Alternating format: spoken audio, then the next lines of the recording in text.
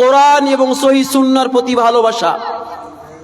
কিন্তু আমি দেখেছি আমাদের বাংলার মাটির একটি বৈশিষ্ট্য, যেখানে কোরআন ও হাদিসের থেকেও বড় প্রেম প্রীতি ভালোবাসা ব্যক্তিত্বের প্রতি বেশি।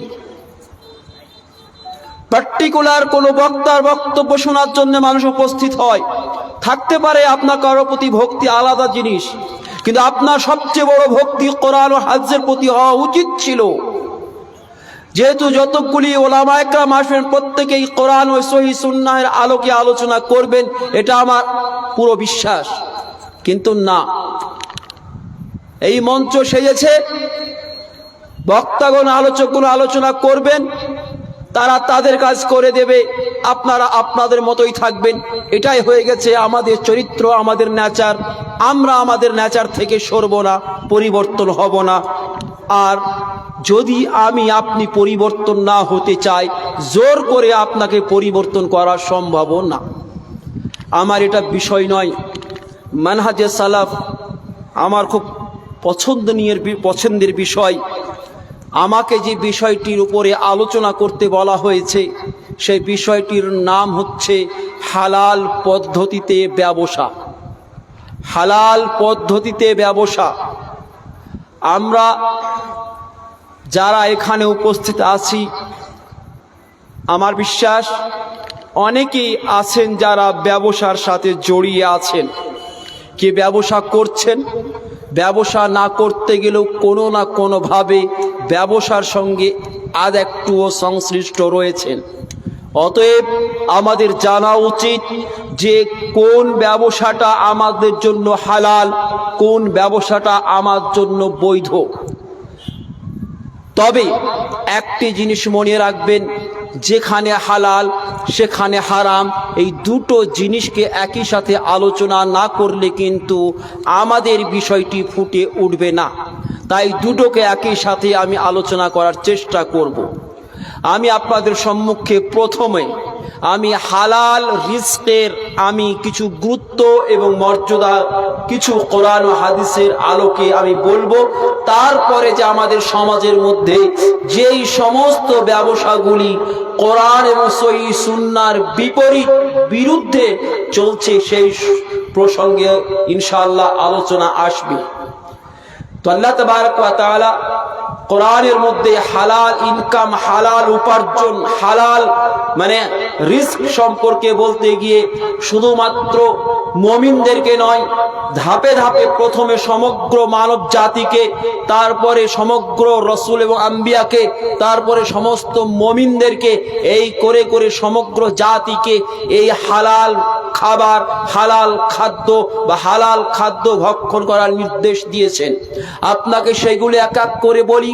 প্রথমত যে আয়াতটি আপনাদের সম্মুখে পাঠ বা পরিবেশন করেছিলাম, সেই আয়াতটি ছিল সম্ভবত সূরাতুল মুমিনুন আয়াত নম্বর 51।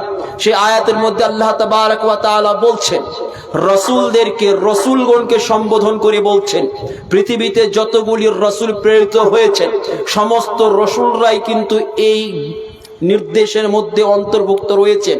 আল্লাহ তাআলা বলছেন, ইয়া আইয়ুহার রাসূল, হে রাসূলগণ, যদিচ কোরআনের আয়াত অবতীর্ণ হয়েছে আল্লাহর নবী জনাবে মুহাম্মদুর রাসূলুল্লাহ সাল্লাল্লাহু আলাইহি ওয়াসাল্লামের উপরে, কিন্তু এখানে যদিচ সমস্ত রসুলকে সম্বোধন করা হচ্ছে, অথচ অনেক আল্লাহ রসুল শেষ রসুল ছিলেন, আল্লাহ রসুলের পূর্বে সমস্ত রসুলগণ অতীত হয়ে গিয়েছিলেন, তারপরে সম্বোধন করার কোনো মানে হয় না।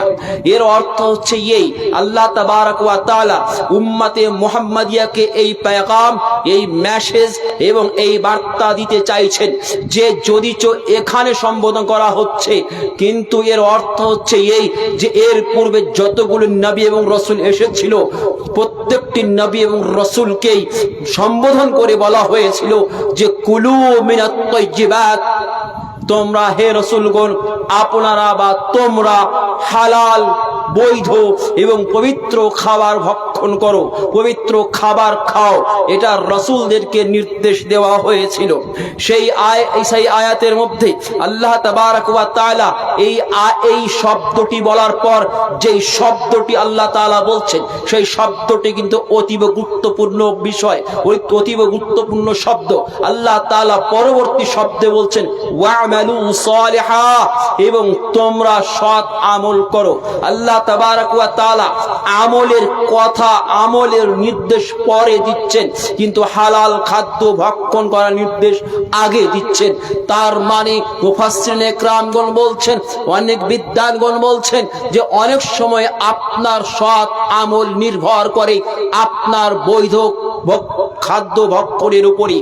আপনার যদি খাবার যদি বৈধ না হয়, আপনার যদি খাদ্য যদি হালাল না হয়, আপনি যদি অবৈধভাবে খাদ্য উপার্জন করেন, আপনার খাবারটি যদি অবৈধ হয়ে থাকে, হারাম হয়ে থাকে, তাহলে গেলে আপনার কোনো আমল গ্রহণ হবে না।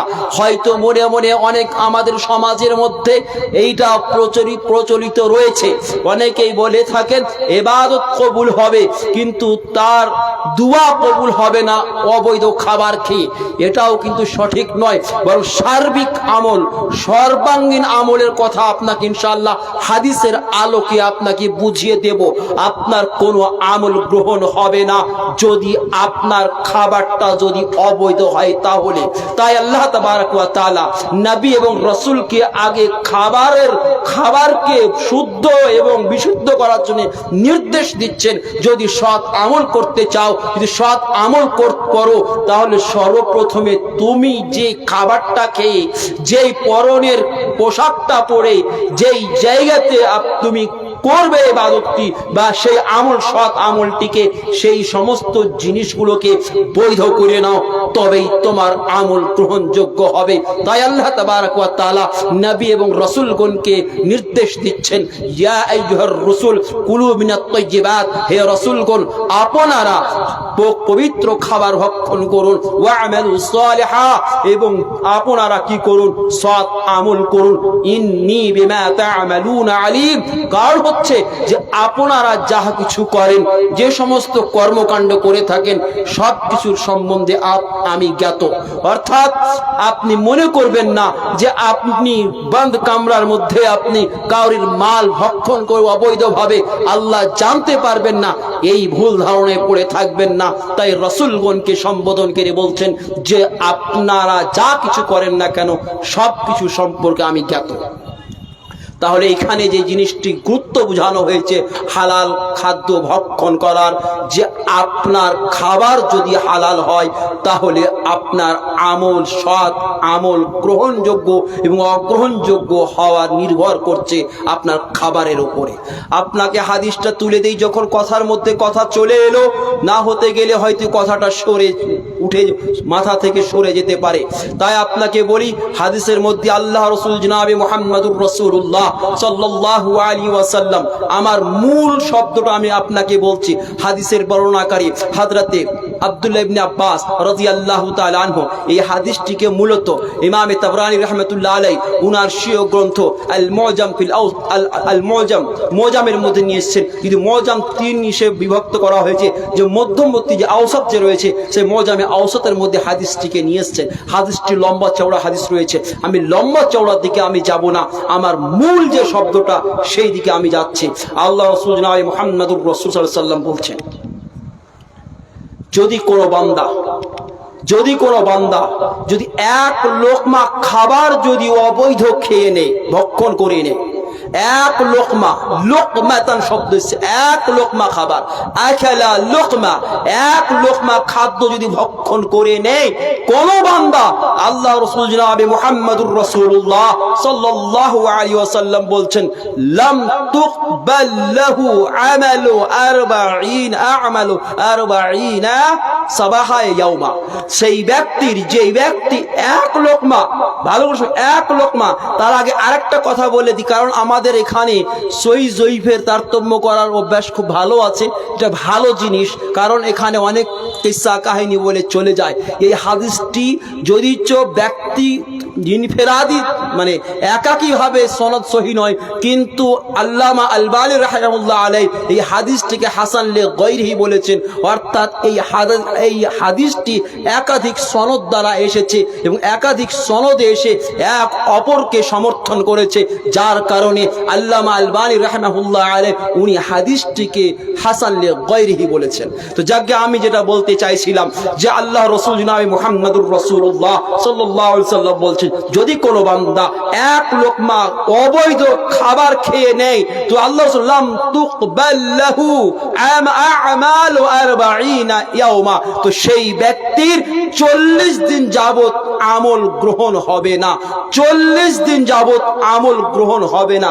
এখানে কোনো দুয়ার কথা নেই, কোনো সালাতের কথা নেই, কোনো সিয়ামের কথা নেই, আপনার আমভাবে আপনার আমলের কথা বলা হয়েছে।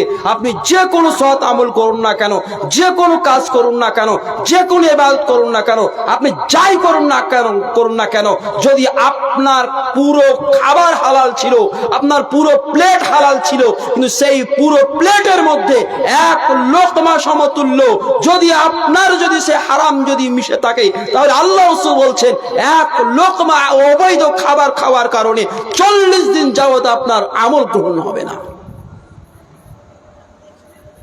এবারে আমি একটা কথা ক্লিয়ার করে নিই, হয়তো অনেক ভুল ধারণায় চলে যাবেন, অনেকে মনে মনে করবেন যে মৌলানা আমি তো হারাম খেয়ে নিয়েছি, হারাম খাওয়ার কারণে আমার 40 দিন যখন আমল কবুল হবে না, 40 দিন যাবত যখন আমার আমল গ্রহণযোগ্য হবে না, তাহলে আমি আমল করেই করব কি, আমি নামাজ রোজা করেই করব কি, আমি নামাজ রোজা ছেড়ে দিই 40 দিন যাবত, 40 দিন পরে আবার শুরু করব, এইরকম ভুল ধারণায় পড়ে থাকবেন না। এখানে যে গ্রহণ হবে না এর অর্থ হচ্ছে, এই ওলামায়ে কেরাম বিদ্বানগণ এর অর্থ এরকম বর্ণনা করেছেন যে কোনো ব্যক্তি যদি কোনো অবৈধ খাবারকে আমল করে, সেই আমলের পারিশ্রমিক পাবে না, কিন্তু সে তার ডিউটি করার কারণে সে ডিউটি করার আল্লাহর কাছে জবাব দিতে থেকে বেঁচে যাবে। কথাটা বুঝতে পারলেন? যেমন আপনার কোনো চাকরিজীবী মানুষ কোনো ভুল করে থাকতে গেলে তাকে শাস্তি স্বরূপ বললো তোমার 1 মাসের বেতন দেব না, কিন্তু তোমাকে ডিউটি করতে হবে, তাহলে ডিউটি করতে হবে কিন্তু পারিশ্রমিক পাবে না। অনুরূপভাবে ওই সমস্ত ক্ষেত্রে, যে সমস্ত ক্ষেত্রে নেশার ক্ষেত্রে হোক, অবৈধ খাবার খাওয়ার ক্ষেত্রে হোক, যে আমল কবুল হবে না বা নামাজ কবুল হবে না, এই সমস্ত যে হাদিসগুলো এসছে সমস্তগুলোর অর্থই কিন্তু একই, যে আপনার সেই ইবাদত করবেন, আপনার ডিউটি পালন করলেন, কিন্তু আপনি তার পারিশ্রমিক পাবেন না। তাহলে আপনি চিন্তা করতে পেরেছেন, আল্লাহ রাসূল এক লোকমা বলে দিয়ে শুধু এক লোকমাকে বুঝাননি, ন্যূনতম কোনো অবৈধ কোনো জিনিস ভক্ষণ করে থাকেন, ন্যূনতম বুঝাতে চেয়েছেন, ন্যূনতম যদি কিছু ভক্ষণ করে থাকেন, তাহলে আপনার 40 দিন যাবত আপনি ইবাদত করবেন, আপনি সৎ আমল করবেন, কিন্তু আপনি সেই সৎ আমলের সেই ইবাদতের সব কিছুর আপনি কোনো পারিশ্রমিক পাবেন না, আপনি সব কিছুতে বঞ্চিত হয়ে যাবেন।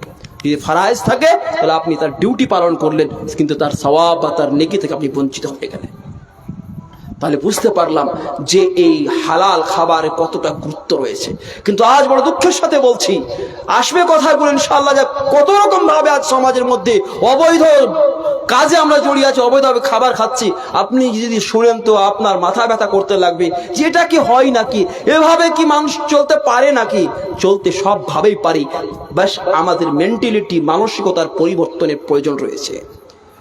দ্বিতীয়ত আল্লাহ তাবারক ওয়া তাআলা অন্য এক আয়াতের মধ্যে, যে আয়াতটিকে আল্লাহ তাবারক ওয়া তাআলা সূরাতুল বাকারা সূরা নম্বর 2 আয়াত 172 এর মধ্যে বলছেন, কি বলছেন? ইয়া আইয়ুহাল্লাযীনা আমানু কুলু মিন তাইয়্যিবাতি মা রাযাকনাকুম। আল্লাহ তাবারক ওয়া তাআলা বলছেন, হে ঈমানদারগণ, প্রথমে রাসূলগণকে বললেন, এবার এখানে ঈমানদারদেরকে সম্বোধন করে বলছেন, হে ঈমানদারগণ, তোমরা আল্লাহ তাআলার প্রদত্ত যে রুজি, যে বৈধ রুজি, যে পরিষ্কার পরিচ্ছন্ন রুজি বা রিজক, সে থেকে ভক্ষণ করো। আল্লাহ তাআলা আপনাকে আমাকে যে সমস্ত রিজক দিয়েছেন, যে সমস্ত খাদ্য দিয়েছেন, সেই খাদ্য হতে যেগুলো পবিত্র খাদ্য, যেগুলো হালাল খাদ্য, যেগুলো হালাল খাবার, সেই সমস্ত হালাল খাবার নির্দেশ দিচ্ছেন মুমিনদেরকে। একজন মুমিন অন্যের মতো হতে পারে না, গায়ের মুমিনদের মতো হতে পারে না, কারণ তার জন্য একটা সীমারেখা আছে। সীমারেখার মধ্যে থেকে যেগুলো তার জন্য বৈধ সেগুলো সে খেতে বাধ্য। তাই আল্লাহ তাবারক ওয়া তাআলা পরবর্তী অংশে বলছেন, ওয়াশকুরুলিল্লাহ, এবং আল্লাহর শুকরিয়া, ওয়াশকুরুলিল্লাহ, আল্লাহর শুকরিয়া জ্ঞাপন করো। কারণ আল্লাহ তাআলা আপনাকে এত নিয়ামত দিয়েছেন, আপনাকে এত কিছু দিয়েছেন, তাহলে আপনার আমার জন্য এটা আবশ্যক যে আমরা কি করি, আল্লাহর শুকরিয়া জ্ঞাপন করি। ইন কুনতুম ইয়্যাহু তা'বুদুন, যদি আমরা আল্লাহর ইবাদত গুজার হয়ে থাকি, তাহলে আল্লাহর যদি ইবাদত করে থাকি, তাহলে আমাকে আল্লাহর শুকরিয়া জ্ঞাপন করতে হবে আল্লাহর নিয়ামতকে পাওয়ার ভক্ষণ করার কারণে। তাহলে এই আয়াতের মধ্যে আল্লাহ তাবারক ওয়া তাআলা হালাল খাবারের জন্য জোর দিচ্ছেন যে হালাল খাবার খেতে হবে। সময় যেহেতু সীমিত, তাই আমি বেশি ওইদিকে যাচ্ছি না। আমি আপনাকে আরো বলে দিই যে হাদিসটি আপনাদের সম্মুখে পাঠ করেছিলাম, সম্ভবত সেই বুখারী কিতাবুল বুয়ুর মধ্যে হাদিসটি নিয়ে এসেছেন, হাদিস নম্বর 2059 নম্বর হাদিস। হাদিসের বর্ণনাকারী হযরত আবু হুরায়রা রাদিয়াল্লাহু তাআলা আনহু। সেই হাদিসের মধ্যে আল্লাহ রাসূল সাল্লাল্লাহু আলাইহি ওয়াসাল্লাম ভবিষ্যৎবাণী করে গিয়েছেন, ভবিষ্যৎবাণী। আর এই ভবিষ্যৎবাণী এবং আজকের সমাজের পরিস্থিতি আমি যদি বলি, পুরোটাই একটা মিল আছে। যেই সময়ের জন্য হয়তো ভবিষ্যৎবাণী করে গিয়েছিলেন, সেই সময়টা, সেই কালটা হয়তো আমাদের সম্মুখে চলে এসেছে। আল্লাহ রাসূল বলছেন, কি বলছেন? ইয়াতি আলান নাস জামান, মানুষের সামনে এমন একটা যুগ আসবে, এমন একটা সময় আসবে, এমন একটা টাইম আসবে, এমন একটা কাল আসবে, লা ইউবাইল মারু, যে মানুষ পরোয়া করবে না, তুয়াক্কা করবে না, কিছু মনেই করবে না, পাত্তাও দেবে না। কি? মিন আইনাল কাসাব, মিন আইনা কাসাব, সে কোথা থেকে সঞ্চয় করলো, কোথা থেকে মাল সঞ্চয় করলো, কোথা থেকে ধন সঞ্চয় করলো, কোথা থেকে ইনকাম করলো, এই নিয়ে তার কোনো মাথা ব্যথায় থাকবে না, তুয়াক্কা করবে না। বাস টাকা আসতে হবে, সঞ্চয় করতে হবে, যেভাবেই হোক না কেন তাকে অর্থ সঞ্চয় করতে হবে। এরকম একটা যুগ আসবে যে মানুষ কোথা থেকে সে মাল সঞ্চয় করলো, এই নিয়ে তার মাথা ব্যথা করবে না। আমিনাল হালাল আম মিনাল হারাম, যে সে হারাম বা হালাল পদ্ধতিতে সঞ্চয় করলো নাকি হারাম পদ্ধতিতে সঞ্চয় করলো, এই নিয়ে মাথা ব্যথা তার কোনো থাকবে না। আজ যদি আমি বলি, আজ সমাজের মধ্যে এই অবৈধ ব্যবসা এবং হারাম ব্যবসা যেভাবে প্রচলিত রয়েছে, এটা বলার অপেক্ষা রাখে না যে আজ মানুষ এতটা বেপরোয়া হয়ে গেছে, এতটা বেলাগাম হয়ে গেছে যে মানুষ ধন সঞ্চয় করার জন্য, নিজের সম্পত্তিকে একত্রিত করার জন্য তার যতগুলি পদ্ধতি, যতগুলি পন্থা, সেই পন্থা পদ্ধতি পথ তার জন্য বৈধ হোক বা অবৈধ হোক, তাতে কোনো যায় আসে না। তার থেকে বড় দুঃখজনক বিষয়, এই সমাজের জন্য যেখান থেকে মানুষ আলো নেবে, যেখান থেকে মানুষ শিক্ষা নেবে, সেখানেও এই বিষয়ে একেবারে রসাতালি চলে গেছে। আমি ইঙ্গিত করতেছি মসজিদ মাদ্রাসা পর্যন্ত এই বেচা কেনার ক্ষেত্রে এখানেও যেভাবে এই ব্যবসা, অবৈধ ব্যবসায় লিপ্ত হয়ে গেছে, আপনি কল্পনা করতে পারবেন না। আমি পরে আসছি এই সমাজের সাথে। আগে মাদ্রাসা মসজিদে যেভাবে অবৈধ বেচা কেনা চলছে, এখানে যদি না আমি না লাগাতে পারি, তাহলে সমাজকে বার্তা দিতে আমি পারবো না। সেটা কি আমি জানি না। আমাদের পার্শ্ববর্তী মাদ্রাসা, বড় একটা প্রতিষ্ঠান রয়েছে আমতল্লা মাদ্রাসা, এখানে হয় কি আমি জানি না, তবে আমি অনেক মাদ্রাসায় দেখেছি, অনেক মাদ্রাসায় তার বাগান আছে। শেখ বাগান হয়, বাগানে ফল এসেছে, সে লিচু হোক আর আম হোক। আল্লাহ রাসূল জনাব মুহাম্মদুর রাসূলুল্লাহ সাল্লাল্লাহু আলাইহি ওয়াসাল্লামের নির্দেশ, নিষেধাজ্ঞা এসেছে যে যতক্ষণ না তোমার ফল খাওয়ার উপযুক্ত না হয়ে যাবে, খাওয়ার উপযুক্ত না হয়ে যাবে, ততক্ষণ তুমি তাকে বিক্রি করবে না। বিক্রি করা নিষেধ করেছেন আল্লাহ রাসূল জনাব মুহাম্মদুর রাসূলুল্লাহ সাল্লাল্লাহু আলাইহি ওয়াসাল্লাম। আপনার লিচু এখন এরকম হয়ে আছে, আর এটা তো আম এত বড় হলেও হয়তো কোন রকম অন্য কোনো কাজে লাগানো যেতে পারে, লিচু কি কাজে লাগবে? হয়তো আমকে বলতেই পারেন যে আম তো অন্য কাজে লাগিয়ে দিতে পারি, বিক্রি হয়ে যেতে পারে, আরো কিছু হতে পারে। আমি সেদিকে যাচ্ছি না, আমি সবগুলোকে আমি বলছি, কারণ আল্লাহ রসুলের হাদিস সব ক্ষেত্রে প্রযোজ্য।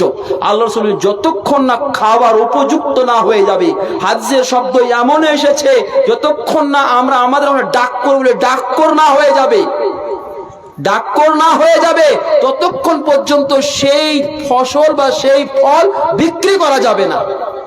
আজ আমরা আমাদের সমাজের মধ্যে ছেড়ে দিন, মাদ্রাসার বাগান আছে, মাদ্রাসার ওয়ালাদের, মাদ্রাসার পরিচালকদের, ওলামাদের পক্ষ থেকে হাজারো নিষেধাজ্ঞা হয়েছে যে এই ব্যবসা হারাম, এটা শরীয়তের কোন মাপদণ্ডে বৈধ নয়। তারপরেও মাদ্রাসা পরিচালকরা সেটাই করবে যেটা তারা চাইবে। আর অনেকেই বাইরে বসে কিছু মানুষ বলে মৌলবীরাই তো করছে। আল্লাহর কসম করে বলছি, যে লড়াই আলেমরা করছে মাদ্রাসার ভিতর থেকে, যারা বাইরে থেকে ফতোয়াবাজি করছে, তারা জানে না মাদ্রাসার ভিতরে কি যুদ্ধ চালাচ্ছে ওলামায়ে কেরামগণ। আপনি জানেন কোথায় যাবেন, কোথায়? বাইরে থেকে কথা বলা খুবই সহজ, কিন্তু ভিতরে থেকে, ময়দানে থেকে লড়াই করা খুব কঠিন। কারণ আপনি জঙ্গলে গিয়ে বসবাস করে কোনো ঝামেলা নেই, থাকা খুব সহজ, ফিতনা থেকে বাঁচা খুব সহজ, কিন্তু ফিতনার মধ্যে থেকে ফিতনা মুক্ত করা, এই হচ্ছে আসল জিহাদ। আর আজ মাদ্রাসার ওলামায়ে কেরামগণ মাদ্রাসার পরিচালকদের সাথে যে যুদ্ধ চালিয়ে আসছে বিভিন্ন ক্ষেত্রে, শুধু এই ক্ষেত্রে নয়, বিভিন্ন ক্ষেত্রে যুদ্ধ চালিয়ে আসছে। আর বাহিরকার মানুষ মনে করে এরা শুধু পেটে কি করে খাবার খায় আর পেট পড়া দিয়ে শুয়ে থাকে। এগুলো কিছু সাধারণ মানুষ থেকে নিয়ে যে নতুন নতুন ইমানদার হয়েছে, এদের ভাষা যে মাদ্রাসা কি করেছে রে, এরা তো পেট পড়াতে পড়ে থাকে। নাউজুবিল্লাহ মিন যালিক। একটা কথা মনে রাখবেন, আজও যদি পৃথিবী টিকে আছে, আজও যদি আপনারা আমার প্রশ্বাস চলছে, এই মাদ্রাসাগুলির ঋণ, এই মাদ্রাসাগুলি যদি না থাকতো, আল্লাহর কসম করে বলছি আমি আপনি থাকতাম না, ধ্বংস হয়ে যেত, কিয়ামত চলে আসতো। আমি সেদিকে যাচ্ছি না। তো আমি যেটা মূল বক্তব্য যেটা বলতে চাইছিলাম, মাদ্রাসার জন্য, মাদ্রাসা পরিচালকদের জন্য বলছি, তারা যে এই বেচা কিনা করছে এটা কখনো বৈধ নয়, যেটা অবৈধভাবে বেচা কিনা চলছে আমাদের সমাজের মধ্যে। আর এটা কিন্তু মাদ্রাসাতে হচ্ছে, মাদ্রাসার নামের জন্য নিলাম, আক্ষেপে নিলাম যে এগুলো এখান থেকে বার্তা যাওয়া উচিত ছিল, ভাই এটা অবৈধ, সমাজকে বলা উচিত ছিল, সমাজ এখান থেকে বিরত থাকতো। যদি মাদ্রাসা বা মসজিদ এখান থেকে বিরত থাকতো তাহলে। আপনি জানেন আমাদের সমাজের মধ্যে কতগুলো ব্যবসা হয়? আমাদের সমাজের মধ্যে এক রকমের ব্যবসা আছে কি জানেন? আল্লাহ রাসূল জনাব মুহাম্মদুর রাসূলুল্লাহ সাল্লাল্লাহু আলাইহি ওয়াসাল্লাম বলছেন, লা তাবি মা লাইসা ইনদাক, যে তোমার কাছে যে জিনিস নেই সেই জিনিসটা বিক্রি করো না। কথাটা বুঝতে পেরেছেন? আপনাকে অনেক উদাহরণ দেব এই বিষয় সবচেয়ে বেশি আমাদের সমাজের মধ্যে সবচেয়ে বেশি অবৈধ ব্যবসা এই ক্ষেত্রে বেশি হচ্ছে। আমি কিন্তু গেলাম না মূল জিনিসগুলোর দিকে, কোনগুলো? সুদ মুদ গেলাম না, কারণ সুদ সম্পর্কে অনেক আলোচনা শুনেছেন, ঠিক আছে, এগুলো জানছেন সুদ হারাম, তাই আমি সুদের দিকে গেলাম না। যেগুলো আমরা অজান্তেই করে যাচ্ছি, মনে করছি এটা বৈধ, অবৈধ নয়, ওইগুলো আমি আপনাদের সম্মুখে তুলে ধরতে চাইছি। কি বললাম? আল্লাহ রাসূল জনাব মুহাম্মদুর রাসূলুল্লাহ সাল্লাল্লাহু আলাইহি ওয়াসাল্লাম, লা তাবি মা লাইসা ইনদাক, তোমার কাছে যেই প্রোডাক্ট নেই, যে সামান নেই, সেটা বিক্রি করো না। আমাদের সমাজে হয় না? আপনাকে উদাহরণ দিয়ে বুঝাই সমাজের। আপনি বিজনেস করছেন, যে কোনো বিজনেস করেন না কেন, দোকান আছে আপনার কাছে সামান নেই, আপনার কাছে কোনো প্রোডাক্ট নেই, কিন্তু বেচা কিনা করেন আপনি, কিন্তু ওই মুহূর্তে আপনার কাছে নেই, আপনি মহাজনের কাছ থেকে কিনবেন, তারপরে আমাকে দেবেন। আপনার কাছে বিদ্যমান নেই, আপনার কাছে খরিদ্দার গেল, ভাই অমুক সামানটা দেন, ঠিক আছে ওই সামানটা আপনাকে দিয়ে দিচ্ছে, আধ ঘন্টা পরে দিচ্ছি, আপনি ওর কাছে লেনদেন করে নিলেন, হয় না? আপনার কাছে সামান উপস্থিত নেই, আপনি মহাজনের কাছে যাবেন, ক্রয় করবেন, ক্রয় করে নিয়ে এসে আপনি তাকে দেবেন, অথচ ক্রয় হয়নি, কিছু হয়নি, বিদ্যমান নেই, আপনি তার সঙ্গে লেনদেন করে ফেলেছেন, ফাইনাল করে ফেলেছেন। এই বিজনেস হারাম, কোনো মতেই বৈধ হতে পারে না এটা। আর এটা সমাজের মধ্যেও অহরহ চলছে, আপনার সমাজের মধ্যে অহরহ চলছে। কোন সামানটার কথা বলবো? যে আপনি বিশেষ করে বড় যেগুলো সামান, বড় টাকা যেগুলো, যেমন আমরা বলি আপনাকে জেনারেটর, যেগুলো আজকে ডিজে বলছি, ডিজে এগুলো এসেছে, ম্যাক্সিমাম দেখবেন দোকানে পাবেন না আপনি, ওরা অর্ডার করে নিয়ে আসায়, কিন্তু টাকাটা ওরা আগে নিয়ে নেয়, ওর কাছে কিনবে, কিন্তু আপনার কাছ থেকে অলরেডি আগে ফাইনাল করে নিল, তারপরে আপনার টাকা নিয়ে তখন ওর কাছ থেকে কিনে তখন নেবে। এখানে দুটো অপরাধ, এক, আপনার কাছে সামান নেই, আপনি যে সামান নেই সেই সামান বিক্রি করছেন, এক অপরাধ। দ্বিতীয় অপরাধ হচ্ছে যে আল্লাহ রাসূল জনাব মুহাম্মদুর রাসূলুল্লাহ সাল্লাল্লাহু আলাইহি ওয়াসাল্লাম বেচা কিনা ফাইনাল হওয়ার জন্য আরেকটি শর্ত রেখেছেন, সেটি হচ্ছে যতক্ষণ না পর্যন্ত বিক্রেতার কাছ থেকে ক্রেতা নিজের আয়ত্তে না করে নেবে সেই সামানকে, সে ক্রেতা আবার সেই সামানকে বিক্রি করতে পারে না। কত বড় অপরাধ দেখতে পেয়েছেন? ও তো মাল দিলই না, ওর কাছে নিজে কিনেই নি ও মাল, তো নিজের হাতে নিজের আয়ত্তে কিভাবে করবে? আয়ত্তেও নেই, বিদ্যমানও নেই, তারপরও সে প্রোডাক্ট বিক্রি করছে। এইভাবে আমাদের সমাজের মধ্যে অহরহ ব্যবসা চলছে, বেলাগাম ব্যবসা চলছে। কোন রকমের মানুষের ধারণা পর্যন্ত নেই যে এই ব্যবসা আমার জন্য বৈধ নয়, এই ব্যবসা আমার জন্য হালাল নয়, অথচ শরীয়তের দৃষ্টিতে এই ব্যবসা বড় অপরাধ। আপনার মাল, আগেই বললাম যে আপনি যে হালাল পয়সা দিয়ে আপনি কিনে তাকে দেবেন, কিন্তু আপনার মাধ্যমটা, পন্থাটা অবৈধ হওয়ার কারণে আপনার পুরো ব্যবসাটাকে আপনি কলঙ্কিত করে দিলেন। শুধু তাই নয়, এই সমাজের মধ্যে আরো আপনাকে বলি যে আরেকটি হাত্তা এতা ফারাকা, যতক্ষণ না পর্যন্ত ক্রেতা ও বিক্রেতা দুজন আলাদা না হয়ে যাচ্ছে এবং ক্রেতার কাছ থেকে না বিক্রেতার কাছ থেকে ক্রেতা নিজের আয়ত্তে সামানকে না করে নিচ্ছে, ততক্ষণ না ক্রেতা সেই মাল বিক্রি করতে পারে না। এই ক্ষেত্রে আপনাকে বলছি, আজকাল পেঁয়াজের মার্কেট চলছে না? আপনার বাড়িতে মাল কিনেছে, আপনার বাড়িতেই আছে, তো মাল আবার বিক্রি করে দিয়েছে, হচ্ছে না? আপনার বাড়ি থেকে মাল উঠায়নি, আপনার বাড়িতে রেখেছে, আবার অন্য দালালের আবার মাল বিক্রি করে দিয়েছে, আপনাকে পয়সাও দেয়নি ও। এই ব্যবসাও হারাম, চলবে না।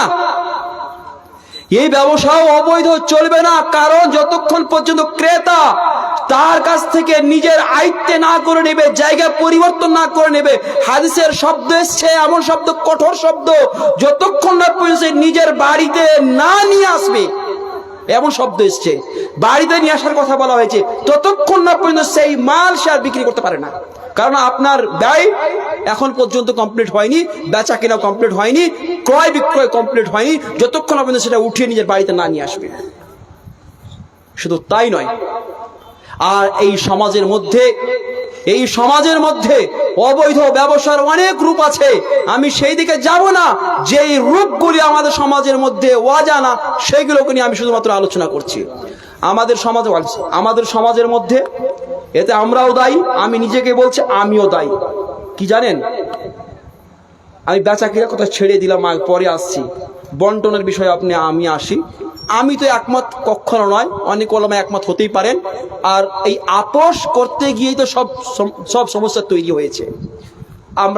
আপনি 3 ভাই, বাবার 4 কাঠা জমি বা 5 কাঠা জমি আছে। এইবারে যখন বন্টন হচ্ছে, তখন কি হচ্ছে, ভাই তুমি সদরে নিবা তো তোমার কম পাবে, আমি মুফাসালে নিব আমি বেশি পাবো। আমি জিজ্ঞাসা আমার ওলামা ইকরামদের কাছে, শরীয়তের কোন মাপদণ্ডে এই কম বেশির এই বিধান এসেছে? জমির ক্ষেত্রে যেখানে বলা হয়েছে যখন একই জিনিস একই সামান আপনি করবেন, তখন সমান হতে হবে ক্রয় বিক্রয়ের ক্ষেত্রে। এবং আপনি যেহেতু এখানে মূল্য ধারণ করছেন, মূল্য ধারণ করে আপনি কি করছেন, কম বেশি লেনদেন করছেন, এটা শরীয়তের কোন মাপদণ্ডে আপনার বৈধতার কোনো স্থান নেই। অনুভাবে জায়গার ক্ষেত্রে হচ্ছে কি, ভাই এক কাজ করো, আমার ওই মাঠে জমি আছে 5 কাঠা, তো ওটা নিয়ে নাও, তোমার বাড়িতে 1 কাঠা আছে, তুমি 1 কাঠা দিয়ে দাও, আর 5 কাঠা জমি মাঠে নিয়ে নাও। হয় না? কোন গরিব বেচারি আছে, ওর ছেলে পিলে বড় হয়েছে, 1 কাঠা জমিতে হয়তো আর হয় না, তখন কোন বড়লোক, পার্শ্ববর্তী বড়লোক আছে, ভাই তুমি এক কাজ করো, আমার 5 কাঠা মাঠে জমি আছে, 1 কাঠার পরিবর্তে আমি কত দিলাম, 5 কাঠা দিলাম। হয় কি হয় না? এটা বৈধ হবে? বৈধ হবে না। একই সামান যখন বিক্রি করবেন, তখন সমান হতে হবে, এবং ইয়াদাম বেয়াদা, এবং হাতে হতে হবে, নগদে হতে হবে, ধারের কারবার চলবে না। 2টো শর্ত, এক সমান হতে হবে। সোনার বদলে সোনা যদি বিক্রি করেন, সে সোনা কাউরি ভালো হোক আর মন্দ হোক, তাতে দেখার নেই আমার। আপনি আমার সোনা তো বেশি ভালো, ওর সোনা কমা, ওগুলো কমা এবং বেশি আপনার কাছে হতে পারে। আপনার ভালো তো আপনি বিক্রি করে দেন পয়সাতে, আপনি কেন পরিবর্তন করছেন? পয়সাতে বিক্রি করেন, তারপরে আপনি কিনে নেন কমাটাকে। কিন্তু আপনি যখন সোনার বদলে সোনা কিনবেন, তখন আপনাকে সমান করতে হবে, কারণ এটা সুদ হয়ে যাবে। যেমন 10 টাকা দিয়ে 12 টাকা নেওয়া সুদ, অনুরূপভাবে সোনার বদলে সোনা বেশি নেওয়া এটাও সুদ। আমাদের সমাজের মধ্যে যে ঢলতা আছে, 1 কুইন্টাল নিলে 1 কুইন্টাল 2 কেজি নিবে, কেউ 3 কেজি বেশি নিবে। জি, ঢলতাটা কি? সেটা যদি ঢলতা যেটা আপনি দিচ্ছেন, যদি এই যে ঢলতার যে বিষয়টা, এটা কিন্তু আপনার সুদের অন্তর্ভুক্ত হবে না, কারণ আপনাদের বিজনেসে লেনদেন করছেন, দিচ্ছেন, এটা কোনো মানে উভয়ের মধ্যে যে আমি এতটা দিচ্ছি এতটা নেব এমনটা কিন্তু হয় না। তাই এই বিষয়ে বিতর্কে যাচ্ছি না, আমার বক্তা চলে এসছেন। আমি যেদিকে যাচ্ছিলাম আমাদের সমাজের মধ্যে যে প্রচলিত যে সমস্ত অবৈধ ব্যবসা চলছে সেগুলোকে নিয়ে আমি শেষ কথা বলে যাচ্ছি। শেখ চলে এসছেন, শেষ একটা আলোচনা হাদিসের আলোকে বলে আমার বক্তব্য শেষ করে দেব। সেটা হচ্ছে এই যে আজ আমাদের সমাজের মধ্যে সবচাইতে বড় যেটা ভাইরাস হয়ে আছে অবৈধ মাধ্যম ব্যবসার, সেটা হচ্ছে কি জানেন? কিস্তির ব্যবসা। কিস্তি, গাড়ি লেনদেন, অমুক তমুক যে চলছে, মোবাইল ইত্যাদি। কিস্তি দুই রকম হতে পারে, কিস্তির দুই রকম হতে পারে। কয় রকম? দুই রকম। এক প্রকার হচ্ছে এই যে প্রোডাক্ট বিক্রি করছে সে নিজেই মালিক, নিজেই বলছে যদি ক্যাশে লাও হয় তাহলে 1000 টাকা কম হবে, যদি কিস্তিতে লাও তাহলে 1000 টাকা বেশি পড়বে, কিন্তু ওই নিজে লেনদেন করছে টাকাটা। ক্রেতা ও বিক্রেতার মাঝে কোনো থার্ড কোনো পার্সন নেই, তাহলে এটা বৈধ হয়ে যাবে। এটা কি হয়ে যাবে? এটা বৈধ হয়ে যাবে।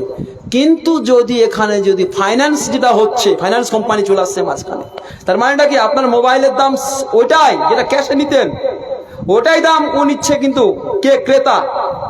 কোম্পানি, ফাইন্যান্স কোম্পানি পে করছে আপনার পক্ষ থেকে অতটাই যতটা আপনার সেই মোবাইলের দাম।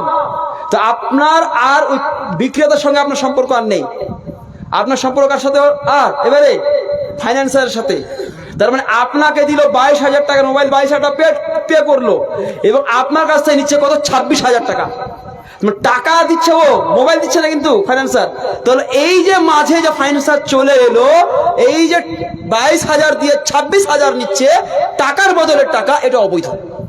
আর এটা আমাদের দেশের মধ্যে এটাই চলছে। মাঝে কে চলে আসছে? ফাইন্যান্সার আসছে। যে কোনো কোম্পানি মাঝে নিজে পে করছে, মোবাইল কোম্পানিকে বা গাড়িওয়ালাকে পে করে নিজে তখন বেশি পয়সা নিচ্ছে। তো এই যে ব্যবসা আমাদের সমাজের মধ্যে চলছে, এটা সুদের অন্তর্ভুক্ত। সুদ সম্পর্কে আমাদের অজানা কারণ নেই, সুদ সম্পর্কে আমরা সবাই জানি। আমি অনেক ভেবেছিলাম যে সময় পাবো, কিন্তু সময়ের অভাবের কারণে আর আমি আগে বাড়ছি না। যেহেতু শেখ আমার পেছনে বসে আছেন, বেয়াদবি হচ্ছে, আর আমরাই যদি বেয়াদবি করি সমাজকে কি বার্তা দেব? আমি আর বেয়াদবি করতে চাইছি না। শেষে আপনাদের প্রত্যেকের কাছেই আমি এই অনুরোধ রেখে যে আপনার আমার জীবন খুব সীমিত দিনের জন্য, হয়তো যদি আমরা অ্যাভারেজ যাই, এখন অ্যাভারেজ সেটা 55 বছর, হয়তো কেউ হয়তো 70 যেতে পারে, তো কেউ আবার 10-এ, কেউ 5-এ, কেউ 1-এ, কেউ একদিনে চলে যেতে পারে, তাই না?